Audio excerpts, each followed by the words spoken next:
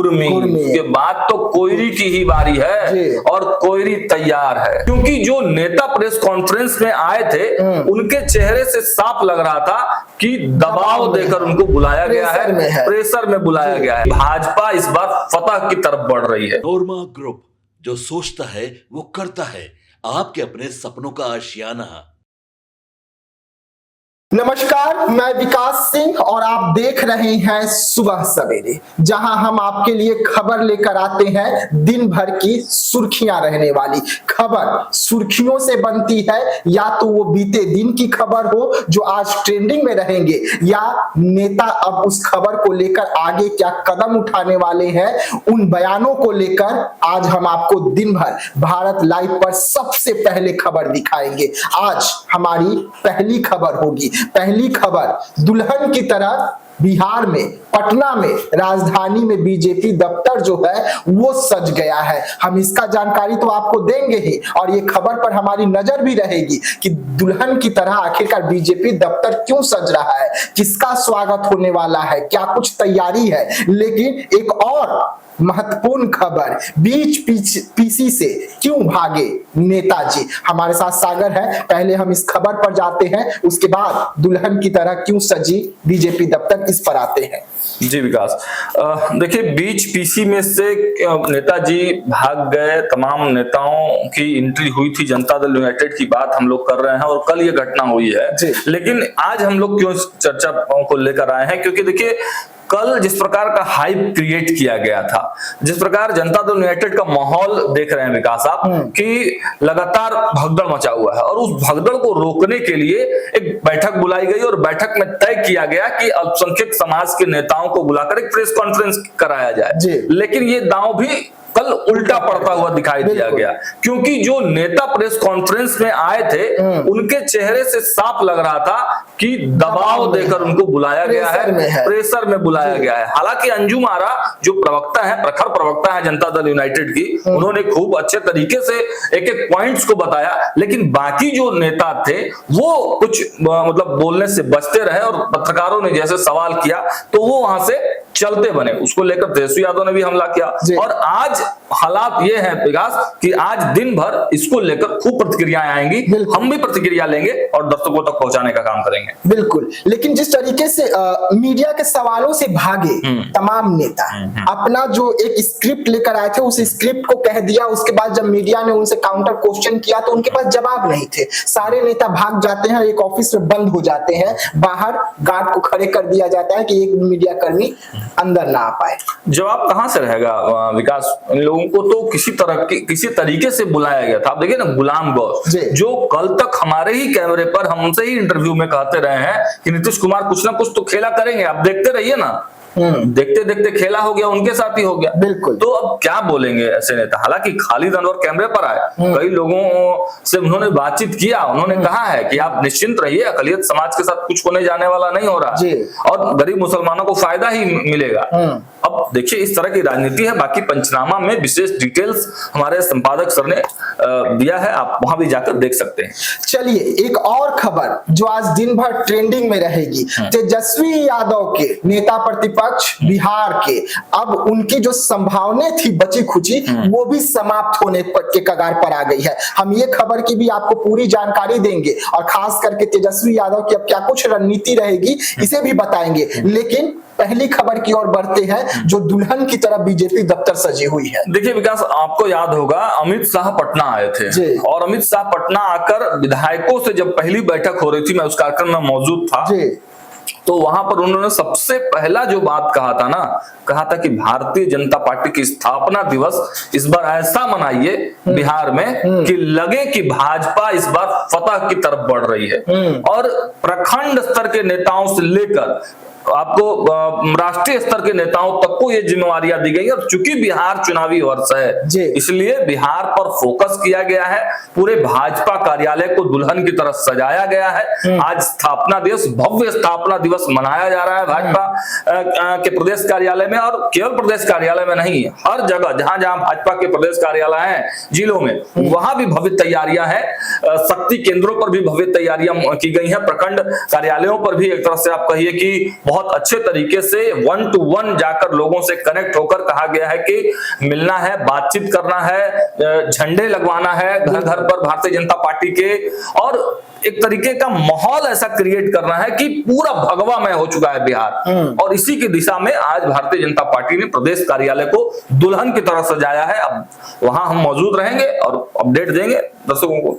चलिए, एक और बिहार से जुड़ी हुई बेहद अहम खबर, एनडीए के 5 पांडव, आपको याद होंगे ना कि एनडीए में 5 पांडव है, 5 पांडव मिलके बिहार में डबल इंजन की सरकार चला रहे हैं, लेकिन उसमें से एक पांडव उपेंद्र कुशवाहा ने बड़ी सेटिंग कर दी है। हम इसका भी जानकारी देंगे कि क्या कुछ अब उपेंद्र कुशवाहा करने जा रहे हैं। लेकिन आते हैं तेजस्वी यादव पर। बिहार के नेता प्रतिपक्ष तेजस्वी यादव की बची खुची जो संभावनाएं थी वो समाप्त हो गई है। देखिए, ये बातें हम नहीं कर रहे हैं विकास। तेजस्वी यादव की बची खुशी संभावनाएं के बारे में इसलिए तेजस्वी यादव ने कल एक प्रेस कॉन्फ्रेंस किया था, आप वहां मौजूद थे। तेजस्वी यादव ने कहा था कि जो वक्फ बिल लाई है ये सरकार, हम आएंगे तो इसे कचरे के ढेर में फेंक देंगे, कचरे के बॉक्स में रहेगा ये बिल। अब समझिए कि इस बिल को लेकर जो लोग आशान्वित हैं, जो भले ही कुछ ही मात्रा में पसमानदा समाज के मुसलमान खुश है,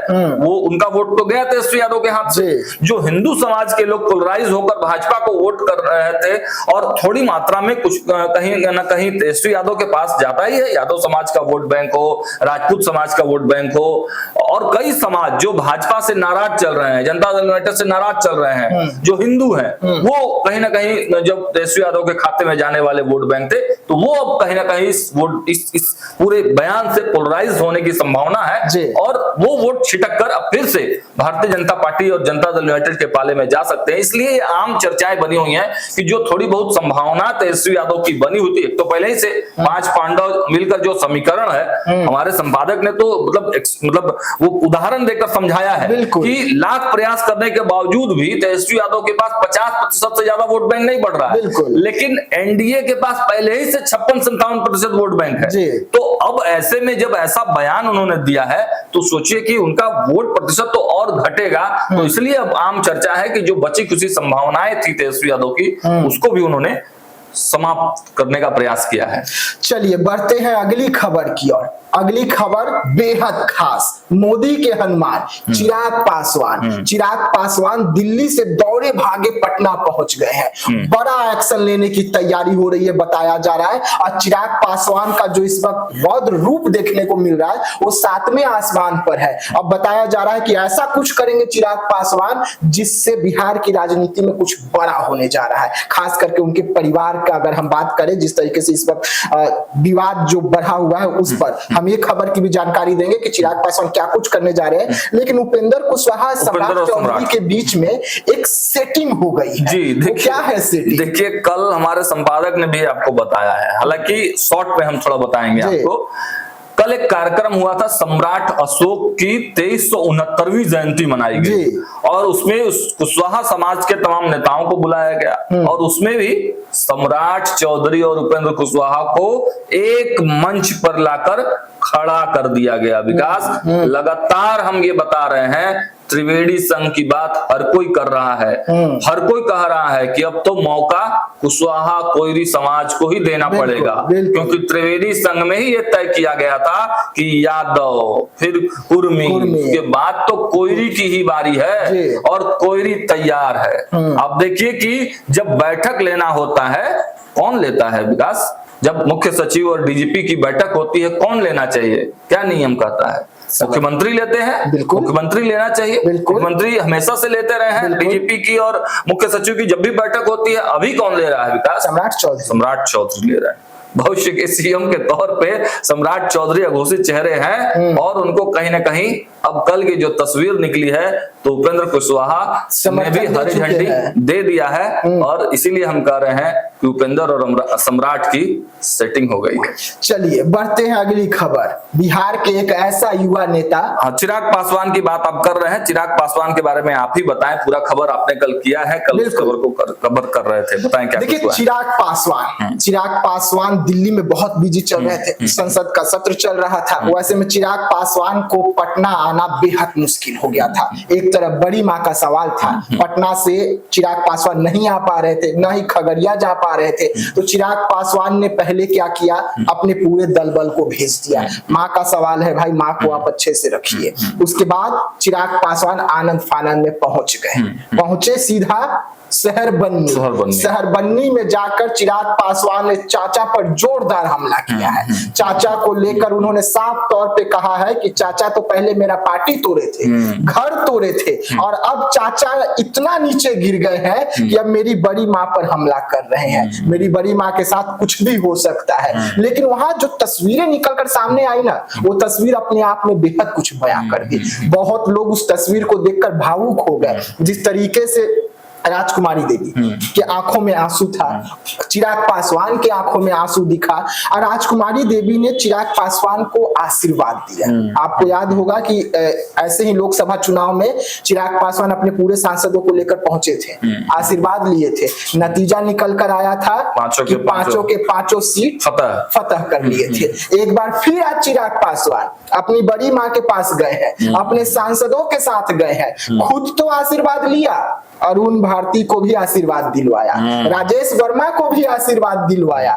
2 सांसदों के साथ गए थे। आप समझ जाइए कि बिहार में चुनाव है। माँ ने कहा है कि सीएम बनेगा मेरा बेटा, सीएम बनेगा, सीएम की कुर्सी पर दावा ठोका गया है। अब देखने वाली बात होगी कि कैसे, लेकिन माँ का तो आशीर्वाद भाई मिल गया। माँ का आशीर्वाद मिला था तो केंद्रीय मंत्री बन गए, अब सीएम बनना है चिराग। माँ ने दावा ठोक दिया है। वहीं पर चिराग पासवान पशुपति पारस पर कोई बड़ी कार्रवाई करेंगे। देखिए ये बहुत बुरा हुआ है। चिराग पासवान की बड़ी मां के साथ हम लगातार आपको खबरें दिखा रहे हैं। एक बूढ़ी और असहाय महिला घर में है, और घर को संयोज के इतने दिन से अगर कोई रखा है तो वो राजकुमारी देवी है। और ऐसे में पारस जो पूर्व केंद्रीय मंत्री हैं, एक तरह से आप कहिए तो रामविलास पासवान के भाई जरूर हैं, लेकिन पासवान जी ने उनको हमेशा पुत्र की तरह माना था। बिल्कुल। और पुत्र की तरह उनको पुत्रवत हाजीपुर के सीट भी दिया था।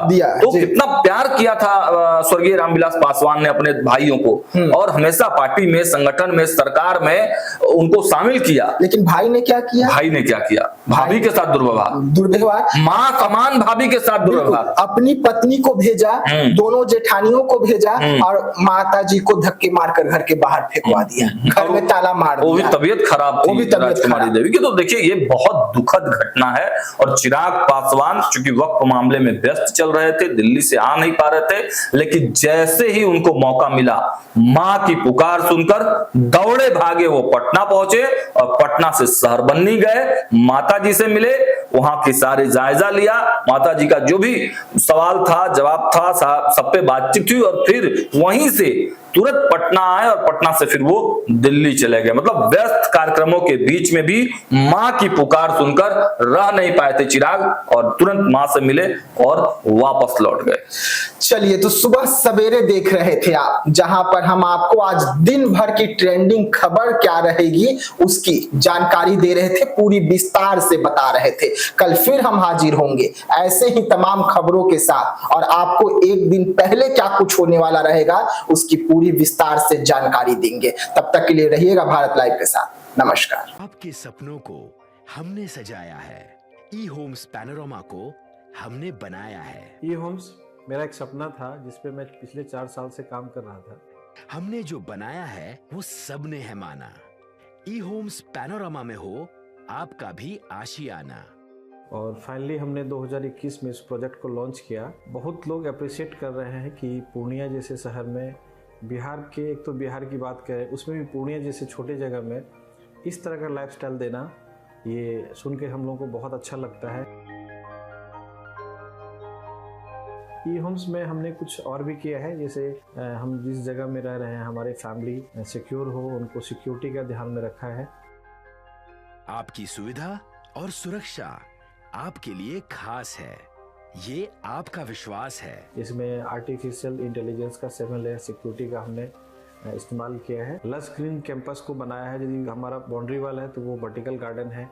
ये जितनी भी फैसिलिटी होता है एक इंटरनेशनल टाउनशिप में, ई होम्स है, ये हम लोग विश्वास नहीं कर पा रहे हैं। जो भी हमारे मित्र दोस्त या जो भी हमारे बाहर के बाहर आते हैं तो हम लोगों को बहुत अच्छा सुनने को मिलता है और बहुत अच्छा क्रेडिट मिल रहा है। वो सारा हमने सिर्फ एक बिल्डिंग नहीं बनाया, हमें एक बहुत अच्छा लाइफस्टाइल दिया ई होम्स में, और मेरा एक सपना था जिसको मैं आज फुलफिल होते हुए देख पा रहा हूँ। ये आपका आवास है। ई होम्स पैनोरमा में अब आपका निवास है। E Homes Panorama, luxurious lifestyle redefined. Panorama group, जो सोचता है वो करता है। अगर ये वीडियो पसंद आई और वह बिहार के राजनीति और बिहारियत से सरोकार रखेनी तो सब्सक्राइब बटन दबा के चैनल के सब्सक्राइब कर ली। ओजे एगो घंटी बा, ओकरा बटन दबा देला से कुल सटीक और मारक खबर रुआ मुफ्त में मिल जाई। अगर रुआ पत्रकारिता के हमनी के नया प्रयोग में सहयोग कर चाहतानी तो ज्वाइन बटन दबा दी।